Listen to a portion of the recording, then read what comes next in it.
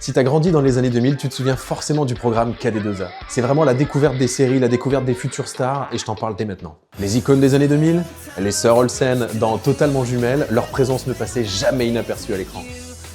Qu'est-ce que tu fais là, toi? Totalement jumeaux. Et sans le savoir, avec le programme, on découvrait des stars avant l'heure. Il y avait par exemple Hannah Montana, où on voyait Miley Cyrus qui avait une double vie. Et dans le même style, il y avait aussi la série S Club 7 qui donnait vraiment envie de devenir une star.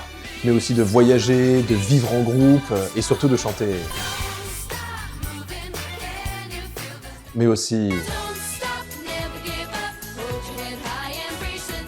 Et dans un autre genre, on rêvait tous d'avoir des pouvoirs avec Sabrina l'apprentie sorcière, une ado de 16 ans, mais surtout ce qu'on avait envie, c'était d'avoir un chat qui parle comme Salem. Mais je sais pas si tu te souviens, surtout il y avait Avril Lavigne, Britney Spears, Usher, et les NSYNC, et même Backstreet Boys qui sont passés par là.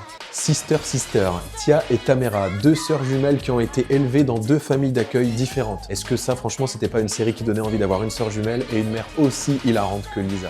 Ah et au fait, avant de continuer, pense à t'abonner. Dans KD2A, on a aussi découvert Kristen Kruk, qui a joué donc Lana Lang dans Smallville et qui a fait ses débuts dans Edgemont. Et dans Degrassi Nouvelle Génération, on a découvert Drake. Ouais, le Drake d'aujourd'hui. Lizzie McGuire, c'est aussi la série où tu ne voulais rater aucun épisode. Je sais pas si tu te souviens, mais c'était son groupe de potes, son frère déjanté, mais surtout son double en dessin animé qu'on avait tous envie d'avoir. Rien que le générique Phénomène Raven, ça donnait vraiment envie de voir dans le futur. Ça la mettait toujours dans des situations improbables, mais alors quelle série! Après Miley Cyrus et Drake, il y a aussi eu Ryan Gosling qui est passé par KD2A. On le retrouvait dans Hercule contre Arès, Classe Croisière ou même Chair de Poule. Et celle-là, je suis sûr que t'as oublié. Les incroyables pouvoirs d'Alex.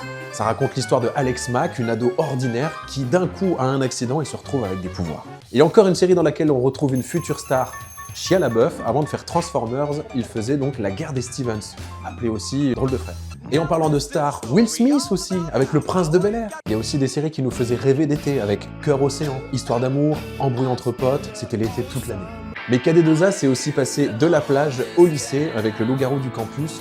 Tommy et Merton, c'était vraiment un duo culte. Et si tu étais plus mode que monstre, dans ce cas-là, il y avait Clueless, la série tirée du film du même nom, où on y retrouve dans un lycée la mode, l'apparence, la popularité. Côté série française, on avait Chante. C'est les débuts de Priscilla à la télévision, c'était vraiment le Undo Stress à la française.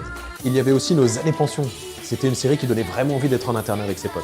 Et pour terminer dans les découvertes, il y avait aussi la série Zoé, où il y avait la sœur de Britney Spears, Jamie Lynn Spears, vous vous en souvenez de ça? Et parmi toutes les séries que je viens de te dire, lesquelles te donnent envie de te lever de ton lit pour aller allumer ta télé?